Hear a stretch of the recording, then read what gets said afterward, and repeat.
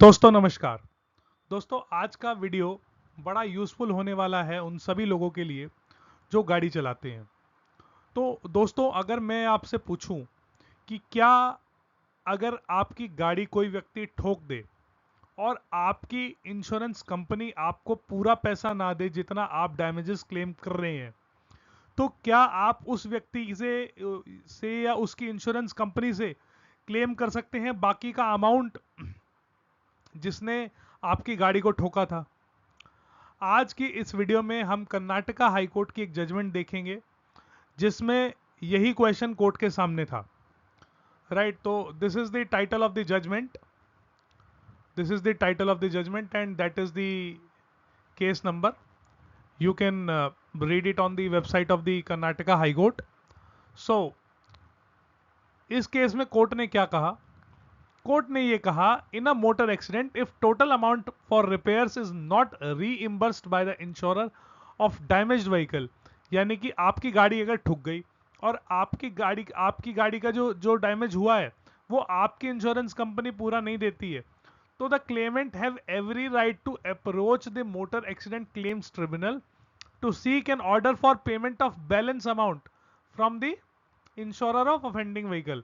यानी कि आप उस व्यक्ति से भी क्लेम मांग सकते हैं जिसने आपकी गाड़ी को ठोका है, या उसकी इंश्योरेंस कंपनी से भी आप पैसा मांग सकते हैं, और उसके लिए आपको motor accident claim tribunal approach करना पड़ेगा। So this is what exactly the court says. This is the court said, the claimant cannot claim the same amount which he received from his insurer towards damages to the vehicle again from the insurer of offending vehicle. अब इस case में क्या हुआ था? तो इस व्यक्ति ने अपनी इंश्योरेंस कंपनी से भी पैसा मांगा, और जितना इसकी इंश्योरेंस कंपनी से मिल गया उसके अलावा इसने उतना ही पैसा दोबारा ऑफेंडिंग व्हीकल की इंश्योरेंस कंपनी से भी मांग लिया।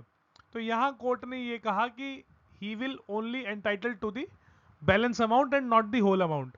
However if the total amount is not reimbursed by his own insurer, the claimant will have every right to seek the tribunal to order for payment of balance amount from the insurer of offending vehicle। यानी कि आपका जितना बाकी पैसा है उतना आप claim के लिए डाल सकते हैं before motor accident claim tribunal.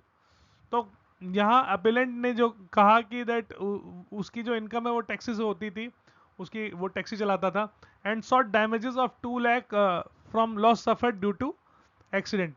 He claimed that he did not receive the total amount which he spent on repairs from the insurer।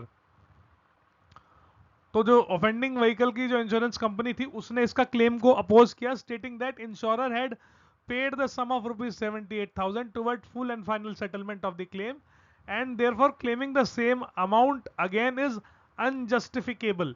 यानी कि ये एक एक गलत नजीर पेश करता है अगर आप दोबारा उसके लिए क्लेम करते हैं। तो कोर्ट ने ये कहा, the bench on going through the records noted that the total loss sustained by appellant was not compensated by his insurer। It is also clear that for getting the vehicle back on road the appellant was required to pay the balance amount। अब उसको जिस जहां से उसने repair करा वहां तो उसको पैसा देना है। and it is not in dispute that accident occurred due to rash and negligent driving of driver of respondent number 1। यानी कि जो ऑफेंडिंग व्हीकल है उसका जो ड्राइवर था उसने रैश एंड नेग्लिजेंट ड्राइविंग की थी। This is not disputed. Therefore the court is of view that second respondent, that is the insurer of offending vehicle, is liable to pay the balance. As per the discussion the balance amount come to be 33,000। तो ये balance amount 33,000 court ने इसको दिलवाया, plus the loss of income amounting to 20,000 rupees also was given to the claimant. Right, तो दोस्तों उम्मीद करूंगा ये वीडियो आपके लिए यूजफुल होगी। देखने के लिए आपका बहुत बहुत धन्यवाद।